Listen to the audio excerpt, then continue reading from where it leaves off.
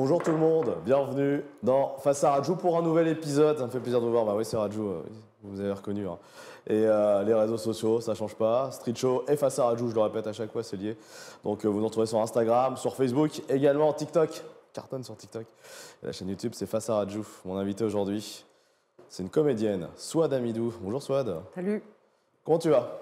Moi, plutôt bien. J'ai joué hier, j'étais contente, il y avait du monde, c'était joyeux. C'est ça, tu as un spectacle seul en scène. Voilà, avec un guitariste quand même. Alors presque seul en scène, presque du coup. Seul en scène. Presque seul en scène, on va en parler ça, justement de ton spectacle. Tu chantes, hein. Ouais. Un spectacle familial, musical, engagé et rock'n'roll. C'est comme ça que tu le nommes. Et tu joues en ce moment au théâtre le Paris de l'Humour. Oui, c'est rue Pradier, c'est dans le 19e, à côté des buts de Chaumont. À Paris, ouais. À côté des buts de Chaumont, donc à Paris. Et puis si vous nous regardez peut-être hors de Paris, bientôt tu seras en tournée dans toute la France, on te le souhaite. Ah bah oui, on part à Avignon juste après. Avignon, il y aura le festival d'Avignon. Ouais. T'as déjà joué en Normandie, parce que je suis de Normandie, moi. Oui, j'ai joué en Normandie, figure-toi. Là, tu me cueilles. Oui, tu me cueilles là. Mais c'est oui, je vais. Bah tiens, Argentan.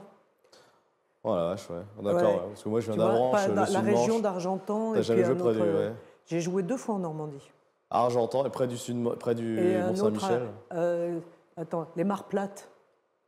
Les Mares-Plates. Oui, un théâtre qui s'appelle les Mares-Plates et c'est dans la région aussi. Ouais. Eh ben, c'était super, c'était en pleine campagne et vraiment j'ai vécu un moment extraordinaire là. Ouais, t'as bien aimé, t'as bien kiffé, ouais. Ah ouais, grave. Eh ben en tout cas, voilà, le public normand Et je suis pas la seule à avoir kiffé, hein, le public aussi. Hein. Le public t'a kiffé. Ah surtout. Tu parles au nom du public. Oui. Ok, d'accord. J'ose. Tu oses. Oui. Mais évidemment, j'imagine bien qu'ils ont kiffé. Parle-moi de ton spectacle, c'est qui, c'est quoi, c'est où? Enfin, c'est où, on l'a dit. Ouais. Tu chantes, mais tu parles aussi, tu t'adresses au public. Oui, en fait, je regardais les extraits, beaucoup d'autodérision, beaucoup de vannes, enfin beaucoup de bonne humeur, quoi. C'est pas ce qu'on appelle un one-man show comique. Hein. Non, j'ai pas dit. Ça, je sais pas le faire. Mais en fait, ce que j'ai fait, c'est que je suis partie de chansons que j'ai écrites et je les ai reliées avec des sketchs. En fait, ce sont des textes d'introduction qui explique un peu le contexte, mais le contexte, c'est la vie. C'est la vie, c'est la mort, c'est les animaux, c'est les relations entre les hommes et les femmes, c'est mes grands-mères, c'est pas mal de choses qui, en fait, concernent un peu tout le monde. Et du coup, évidemment, comme j'ai quand même un peu d'humour, j'y ai mis ma patte, voilà, un peu d'autodérision, on va dire. Ouais, c'est important pour réussir dans ce métier. Pour pas se prendre trop au sérieux, puis que le public ait toujours l'œil qui...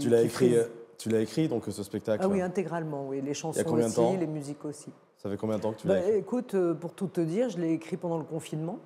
Ah oui, mais beaucoup, hein, comme beaucoup, j'ai l'impression que vous avez tous bossé pendant le confinement. On a beaucoup travaillé, nous les artistes, pendant le confinement. Mais c'était une époque très intéressante. Il y a 5 ans déjà, hein. Ça date. Hein. Mais le temps de le sortir, tu vois, le temps que ça devienne un vrai projet. Parce qu'en fait, bon, je l'ai écrit, tu sais, quand j'ai commencé à écrire mes chansons, je ne savais pas exactement, j'avais jamais écrit de chanson de ma vie avant. Je chantais les chansons des autres. Je faisais de la musique, je pratiquais la musique, mais j'avais jamais osé. Enfin, je m'étais pas dit que je pouvais. Puis comme j'avais du temps là, bah, je l'ai fait. T'étais où pendant le confinement? À Chez Paris? Moi Ah oui, près de Paris. Oui. T'as pas fait comme beaucoup de Parisiens, partir à la campagne? Non, j'ai un jardin. Ah, t'as un jardin? Waouh, ça c'est la classe. Ça change tout. Ouais. C'est top. Je pouvais rester chez moi et je pouvais regarder ce qui se passait dehors et je pouvais travailler en toute quiétude. Donc c'est un beau spectacle, en tout cas, qu'il faut aller voir. Hein, on l'a dit, Paris, au Paris de l'Humour, et puis Avignon, et puis il y aura d'autres dates. Voilà, ça va continuer. Avignon, c'est fait pour ça. Hein, c'est fait pour que ça continue, parce que c'est quand même un sacré challenge, Avignon. On est quand même 1800 troupes qui allons jouer en même temps. Donc on est du 5 au 25 juillet. Et tout l'objectif de ça, c'est de faire venir des programmateurs, comme on dit, c'est-à-dire des gens qui achètent le spectacle et qui vont le diffuser chez eux. On va écouter, avant la fin de l'émission, on écoutera des extraits justement de chansons. Restez avec nous, hein, bien évidemment, il ne faut pas tout donner maintenant au public. On va le faire dans quelques minutes. On tourne un peu sur toi, parce que toi, évidemment, des gens t'ont peut-être reconnu, hein, Souad Amidou, hein, tu es... je perds mon oreillette, je la remets, hein, donc...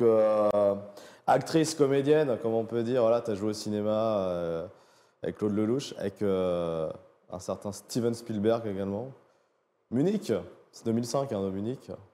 Comment ça se passe quand on joue avec Steven Spielberg? J'ai pas vraiment joué avec Steven Spielberg parce que je suis passé. Je crois que c'est le rôle le plus court de ma vie, celui-là.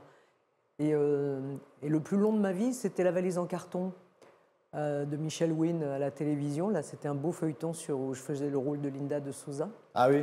Mais le Spielberg, c'est vraiment un nom sur mon CV, quoi. Oui, parce que tu l'as, voilà. Bah, on le met quand même, hein, c'est genre de...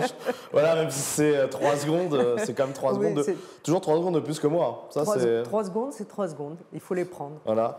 Connu aussi pour être l'ex-compagne de Fabien Antoniente. L'auteur de Camping. Et donc, vous êtes resté en bon terme avec Fabien Antoniente? Bah, écoute, suffisamment pour que de temps en temps, il me fasse un petit signe pour venir sur son plateau.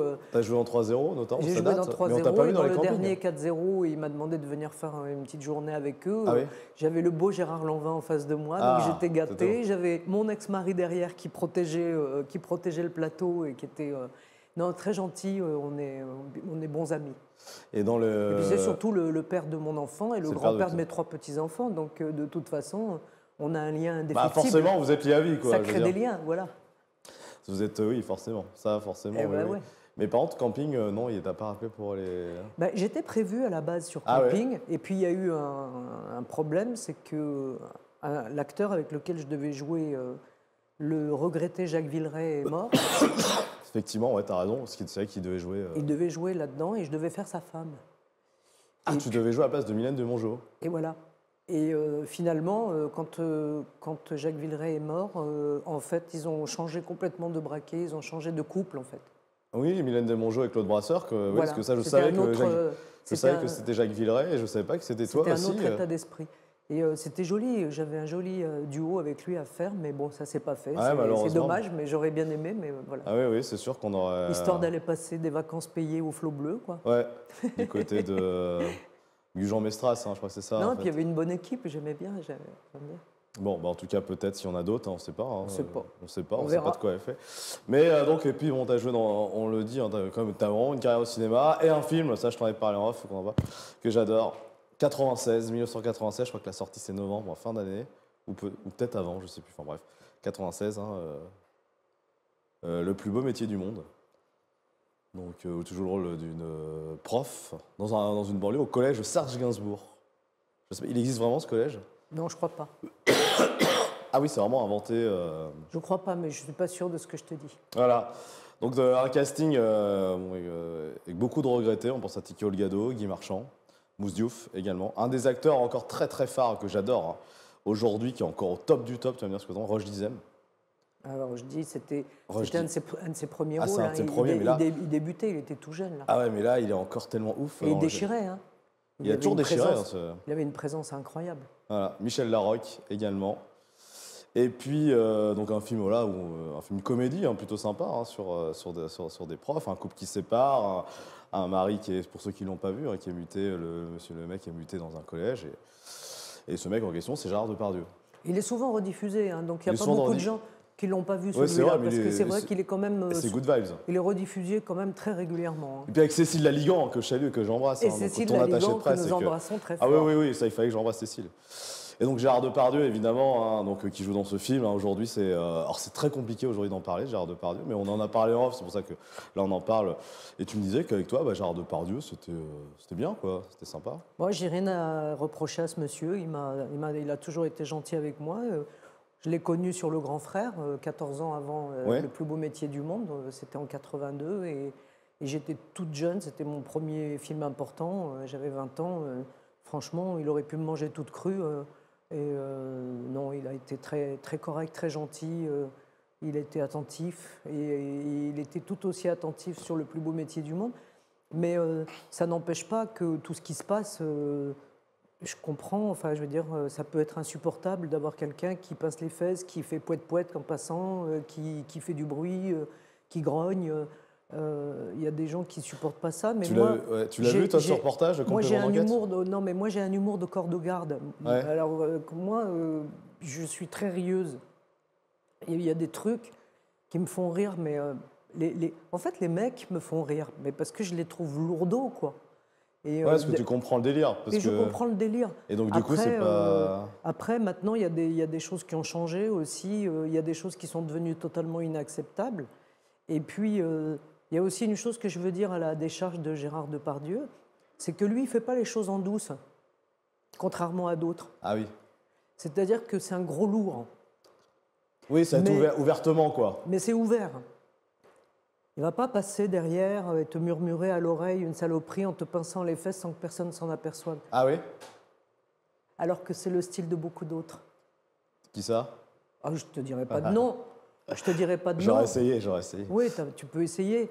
Mais ça m'est arrivé plein de fois donc de me retrouver avec des vrais prédateurs. Donc que ce quand soit même eu des mauvaises expériences. des comédiens, des producteurs, des réalisateurs qui passent et qui te mettent une main, tu sais, mais en passant comme ça, mine de rien, une main aux fesses ou une main sous les reins, ou qui te font un petit murmure, un truc. Et tu es là, tu te dis, mais oh, il s'est passé quoi? Donc ça existe vraiment. Donc tu as quand même eu des expériences dans le cinéma comme ça. Et tu fais quoi? Tu fais un scandale, tu fais oh, mais tu me touches pas. Alors là, c'est autre chose, tu vois. Ah, mais c'était à l'époque, c'est-à-dire que tu parles de ça, c'était Non, c'est pas à l'époque, ça m'est arrivé encore il n'y a pas très longtemps. On fait ça à tout le monde, enfin à tout type de... Ça m'est arrivé encore il n'y a pas très longtemps. Alors moi, j'ai ouvert grand ma bouche devant tout le monde, mais j'ai pas tapé un scandale, j'ai fait de l'humour. T'as dit quoi?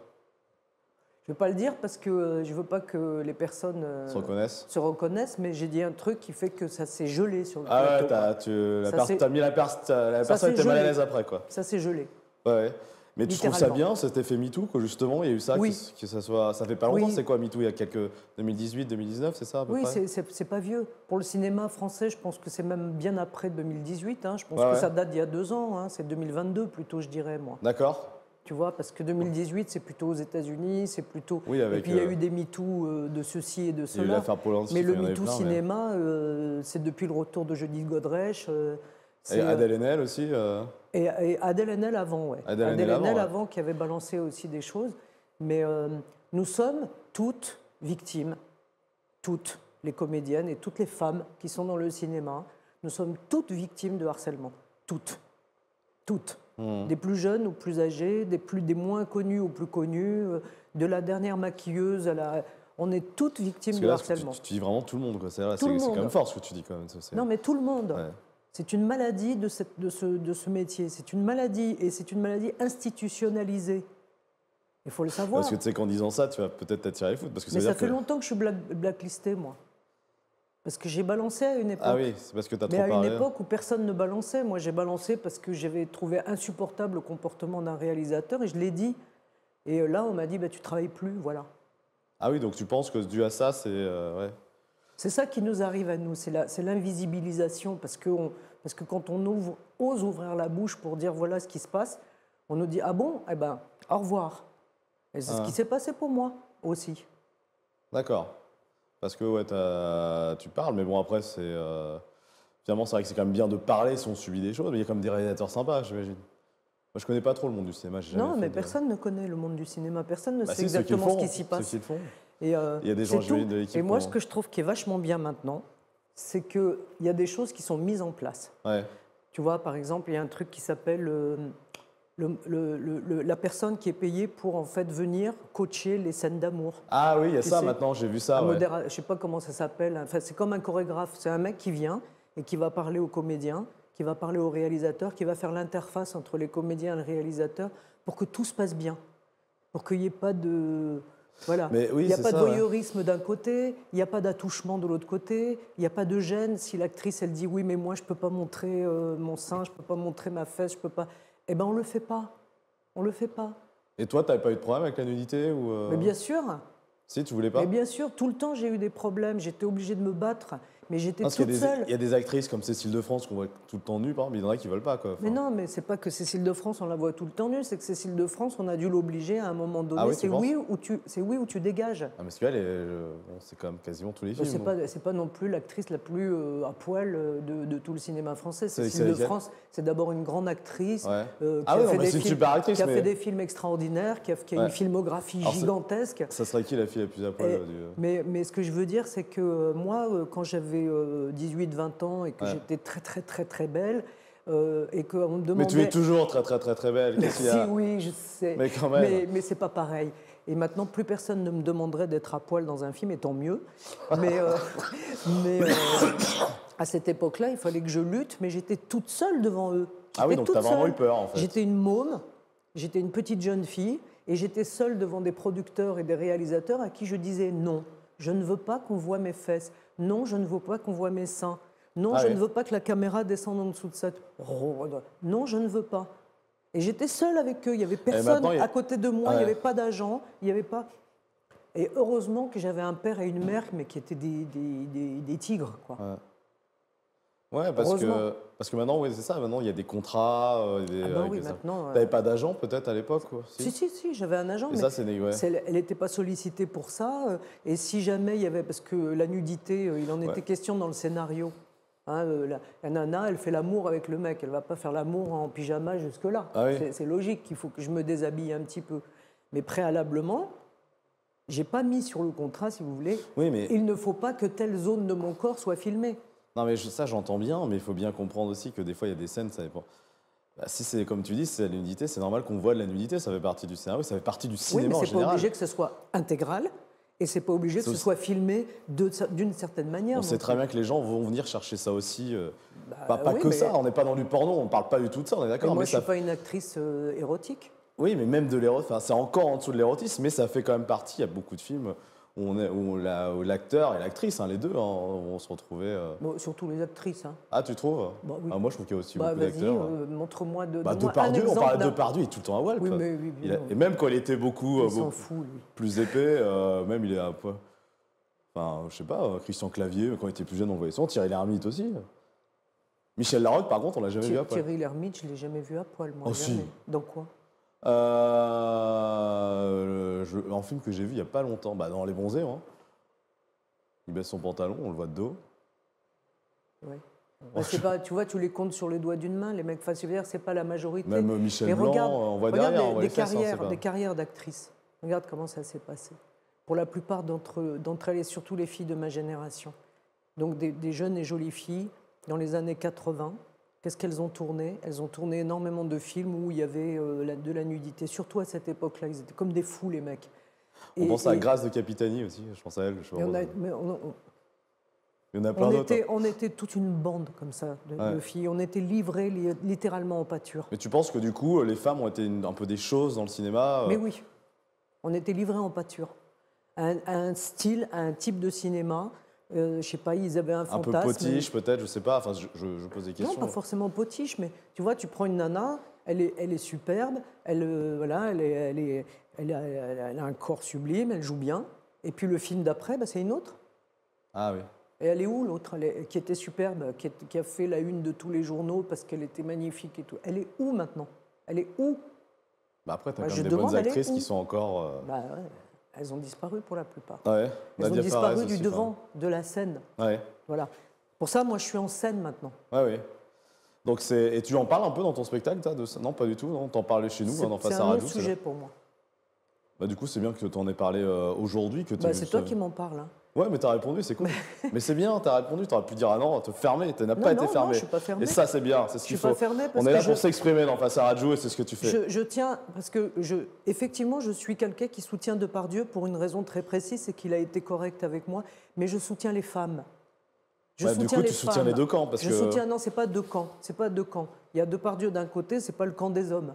C'est Depardieu tout seul. Ouais. Je ne défends pas le camp des hommes contre le camp des femmes. Je défends un homme qui s'appelle Gérard Depardieu parce qu'il a été gentil avec moi et correct, parce que j'ai rien à lui reprocher. Après, il a peut-être fait des saloperies. Mais tu as quand même été surprise de voir que ce procès, tu as suivi le procès, c'était il n'y a pas longtemps. Est-ce que tu as vu le complément d'enquête sur France 2? Oui, j'ai regardé, oui. Son comportement en Corée du Nord, avec la petite fille sur le cheval, sur le poney, il peut être à gerber. Ça, je suis désolé.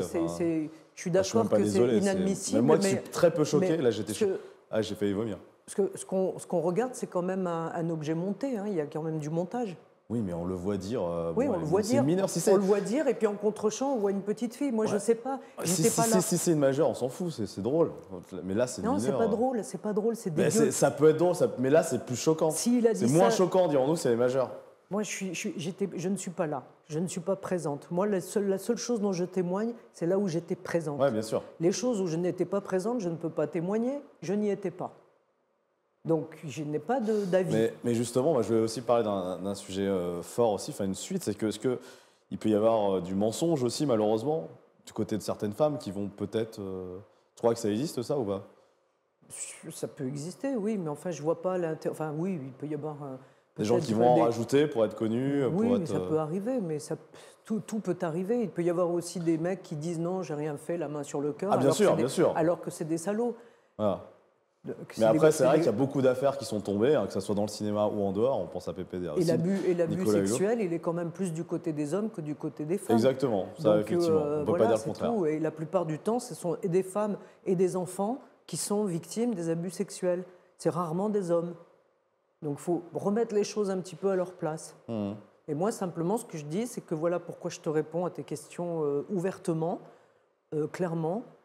C'est parce que je reste quand même néanmoins solidaire du combat des femmes dans cette histoire. Tu te considères comme féministe? Je suis concernée. Tu te considères comme féministe ou je suis féministe, oui, je suis une femme et je suis forcément féministe. En plus, une femme libre, tu te rends compte? Ouais, mais est-ce que féministe, c'est être contre les hommes ou être que pour les femmes? Non, on peut être féministe et aimer les hommes. Parce que ça existe aussi, la violence sur les hommes. Il peut y en avoir aussi, des hommes qui sont harcelés au cinéma. Bien sûr, je te parle des enfants. Ouais. Les enfants, c'est des petits garçons non, mais même aussi. des hommes par d'autres hommes, par exemple, ça peut arriver aussi. Mais bien sûr. Donc des hommes peuvent être des proies aussi, mais c'est oui. ça. Et dans le milieu de la publicité, dans le milieu du ou cinéma, par des femmes, hein, mais il y a bon, aussi après. des hommes jeunes, des petits garçons et des hommes jeunes qui sont harcelés, littéralement harcelés, voire violés. Et ça, on n'en parle pas beaucoup, mais ça existe aussi. Ça peut exister. Alors, c'est vrai que c'est très moindre, mais des femmes peuvent le faire aussi. Oui, mais je sais pas. Mais après, c'est vrai que c'est très tellement. Oui, tout existe. On n'a jamais eu de cas vraiment encore comme ça. Enfin, connu au grand public. Oui, puis même s'il y a un cas qui sort un jour, qu'on a telle productrice a mis la main voilà, sur un petit jeune homme pour. On va dire, oh là là, les femmes aussi. Mais il y aura un cas pour combien de tu vois, c'est-à-dire c'est un problème de balance. Là, il y a un système. On parle d'un système. Moi, je ne veux pas parler des individus, mais je parle d'un système. D'accord. Et ce système qui est en train de changer, qui est en train d'être révolutionné par le mouvement MeToo Cinéma. Et c'est très bien que ce système se casse la gueule. Voilà, il faut qu'il se casse la gueule. Ah, donc tu es un peu anti-cinéma. Tu as des projets au cinéma, là? Non, j'aime beaucoup le cinéma, j'adore jouer au cinéma. Je ne dis pas que le cinéma doit se casser la gueule, je dis que le système patriarcal et sexiste et violent, quand même, du coup, abuseur, le système d'abus sexuels sur les femmes et sur les enfants mineurs, etc., doit se casser la gueule partout dans la société. Partout. On imagine bien, ça peut. On ne peut plus tolérer ça. Effectivement. Bon, il y a beaucoup de gens qui commencent à parler, et là, on est sur la bonne voie. En tout cas, c'est bien pour ton. Et j'espère qu'on est sur la même longueur d'onde. Merci de ton franc-parler, en tout cas. Et c'est top. On va revenir sur ton spectacle. On va écouter des extraits, parce qu'on dit que tu chantais, que tu courais. Ou que tu courais. Que tu chantais, que tu composais, pardon. Je ne sais pas pourquoi je parle de courir, non, tu composais en tout cas. Notamment une chanson qui s'appelle Mixtomatos. Mixtomatos. Rien à voir avec la myxomatose, c'est quoi? C'est la maladie des lapins, on a les yeux rouges. Non, c'est la myxomatose. Est-ce qu'on peut le mettre en régie, s'il vous plaît, ce titre, C'est normal. ما نعرفو وصنو racine. Rabat Casa, ou bien Belleville. Quand on arrive à la maison, Caigolona, mettez d'où toi, ouais, j'arrive là-bas. Canche taxi, Cangol bonjour, salam à Sidi. Il me dit comme ça, tu m'as chié maintenant. Ni ninti. Ça sympa, en tout cas, c'est un peu rail, un peu. Ouais, c'est un peu rail, ouais. Ouais, c'est ça, hein. Donc ça parle de. C'est un peu Rachita en composant celui-là. Ouais, c'est ça, exactement. Ouais. Alors Rachita disait que c'était pas un chanteur de rail, hein, c'était un chanteur de rock. Non, mais je pensais au côté rock, parce que c'est pas du rail, ça, c'est un peu rock. Oui, bien sûr, ouais. C'est rock, rail, rap. Voilà. Et donc le thème, c'est une parodie, enfin. Non, mais c'est ma mixité, en fait, je parle de la ma mixité. Exactement, voilà. Et comme il y a des gens qui considèrent que la mixité avec des populations un peu bronzées, c'est comme une maladie dans la société, je l'ai appelé mixtomatose. Sachant que le mixtomatose, c'est moi, quoi. Je représente. On voit ton affiche. Je représente. T'es quoi comme origine, du coup, hein, si on peut parler marocaine par mon père et française corse par ma mère. Ah oui, caractère quand même corse. C'est ce qu'on dit, mais tu sais, c'est des gens très pacifiques, les Corses et les Marocains aussi. Marocaine, ouais. Je suis issu de deux peuples très pacifiques. Tu sais qu'on a une Marocaine dans l'équipe, elle s'appelle Wissam, chef de plateau. Tu l'as sûrement croisée il n'y a pas si longtemps, tu la reverras tout à l'heure, du coup. Où ça, au Maroc? Casablanca, Rabat Rabat. Rabat. C'est la capitale, non? C'est ça? C'est la capitale. Je suis allé à Marrakech une fois, voilà. Donc on parle aussi, et Agadir aussi, enfin bref. Ouais, super pays. Ouais, c'est un beau pays. C'est un beau pays en tout cas. Donc ça, cette chanson qu'on a écoutée, on la retrouve dans ton spectacle. Et il y en a une autre, c'est Bombass. Ouais. On peut la... Alors justement, Bombass, tu vois, ça raccorde avec ce dont on parlait depuis tout à l'heure, sur le harcèlement de rue, dont on est victime depuis qu'on est jeune, et puis que petit à petit, au fur et à mesure qu'on vieillit, bah, plus personne ne se retourne sur nous. Vraiment ça, tu le sens ça? Bah oui, bien sûr. Et ben, je raconte aussi la vie d'une femme depuis jeune fille jusqu'à l'âge mûr, jusqu'à aujourd'hui. Donc ça commence par, c'est quoi l'âge mûr? On te dit que t'es bombasse, voilà, on n'arrête pas de te mater, puis après on te largue comme une vieille chaussette et Ah ouais. Parce qu'on est bombasse jusqu'à quel âge? On t'épouse quand t'es jeune, et puis quand t'as pris de l'âge, au revoir, on part avec une autre fille plus jeune. C'est un peu ça le parcours de la chanson. Et les gens se marrent parce qu'évidemment il y a de l'autodérision dedans. On est bombasse jusqu'à quel âge là? Toute la vie. Toute la vie. Ouais. On l'a le titre, monsieur? Donc Bombass, c'est aussi un titre que tu as composé, qu'on retrouve dans ton spectacle. Ouais. Plus personne autour de sa face, sur tes yeux, tes fesses ou tes seins. We said, tip or two, regarde, that's me for you, la mort se disait, I love you. Dégage, I'm me for you. Attends, mais tu vas où? I'll be all my life with you. Ouch! Ça fait mal.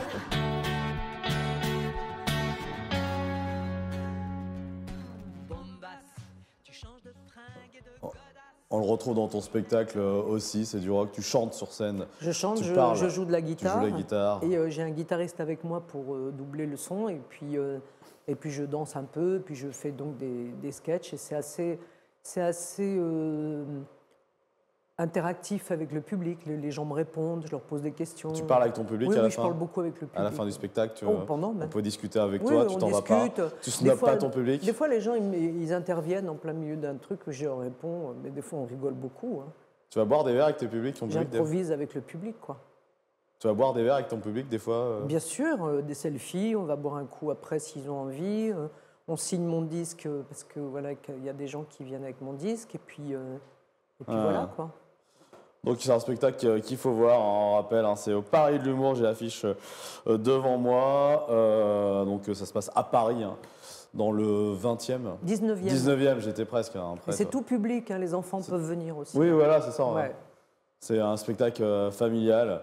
Et ce que tu as mis, hein, donc, justement, hein, sur l'affiche, ça je le relis, un spectacle familial, musical, engagé et rock'n'roll. Yeah. Soit on va se quitter là-dessus. C'était vraiment un plaisir de te rencontrer. C'est gentil, merci beaucoup. Un plaisir de te recevoir. Sympa. Je te fais des bisous, je vous fais des bisous chez vous également. Ciao, ciao.